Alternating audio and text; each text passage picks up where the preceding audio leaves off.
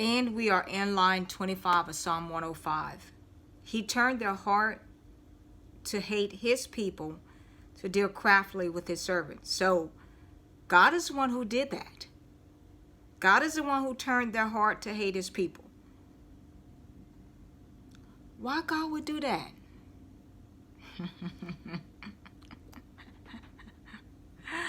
All right. God caused that famine, and God caused Pharaoh to turn to hate his people. 25, he turned their heart to hate his people, to deal craftily with his servants. So let's go, and that sends us to Exodus 1, 8 through 10, and then also Exodus 4:21. So 1, 8 through 10 is going to read 8 again, and 9 and 10 again. It says, Now there arose a new king over Egypt who did not know Joseph. And he said to his people, Look, the people of the children of Israel are more and mightier than we.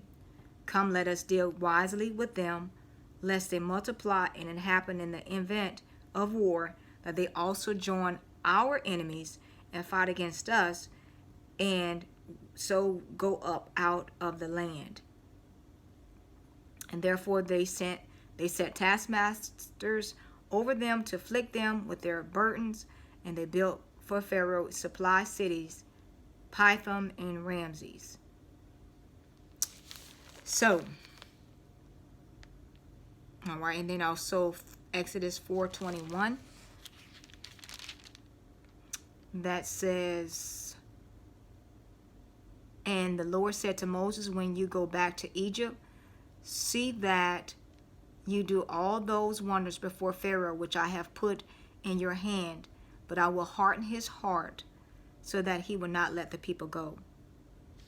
So God controls the heart of man. And then so that sends us to John 12:40. John 12:40.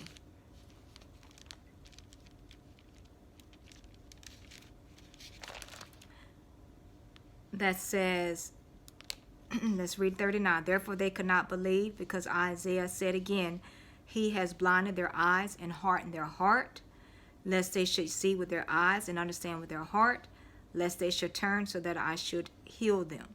So God controls the heart of man. Man is thinking that he's doing such and such and this and this and that, but God is in control of everything. And sometimes God can harden people's hearts to be able to do his own people some dirt. And why? Because we have to go through tests. We have to be tested. That's a form of being tested.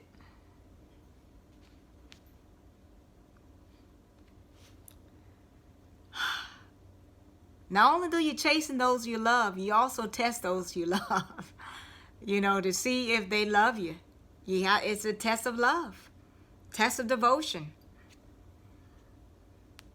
Let's see. Going back to Psalm 105. He sent Moses his servant, and Aaron whom he had chosen.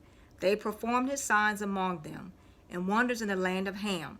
He sent darkness and made it dark, and they did not rebel against his word. He turned their waters into blood and killed their fish. Their land abounded with frogs, even in the chambers of their kings. He spoke, and there came swarms of flies, and lice in all their territory. He gave them hail for rain, and flaming fire in their land. He struck their vines also, and their fig trees, and splintered the trees of their territory. He spoke, and locusts came, young locusts without number, and ate up all the vegetation in their land, and devoured the fruit of their ground. He also destroyed all the firstborn in their land, the first of all their strength. And so who did that? God. God did that. So let's go ahead and elaborate, starting at 26.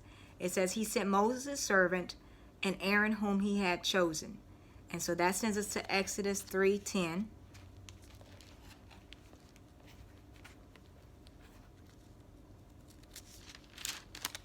Looking at Exodus 3:10, that says, Come now, therefore, and I will send you to Pharaoh, that you may bring my people, the children of Israel, out of Egypt.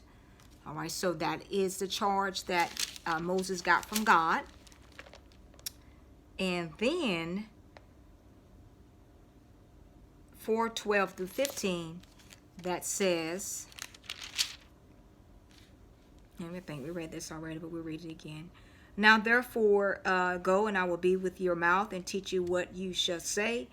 But he said, Oh my Lord, please send by the hand of whomever else you may send.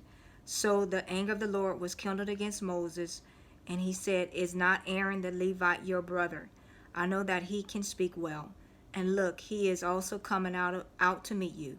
When he sees you, he will be glad in his heart. All right, and so Moses was trying to make excuses to God about the reason why he couldn't go and do what God told him to do, because he didn't speak well. Well, I know I don't speak well either, and I'm always staring on my words, but you have to be obedient to God. God tells you to do something, you got to do it.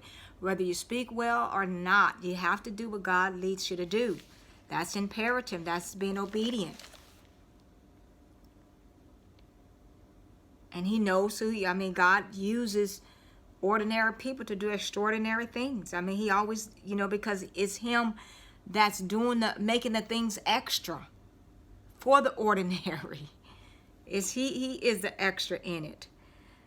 And so let's go to, did that 421? Oh no, I did 410 to 12 to 15, right? Oh, now I got to read 15. So I got to read 15, and I'm way over. So it says, Now you shall speak to him and put the words in his mouth, and I will be with your mouth and with his mouth, and I will teach you what you shall do. And so God did that. So he made a way for Moses. All right, Moses, you had that excuse, but he made a way for Moses by Aaron. And so that's why in Psalm 105 it says he sent Moses his servant and Aaron whom he had chosen. So we're going to pause here and we'll pick it up in the next segment.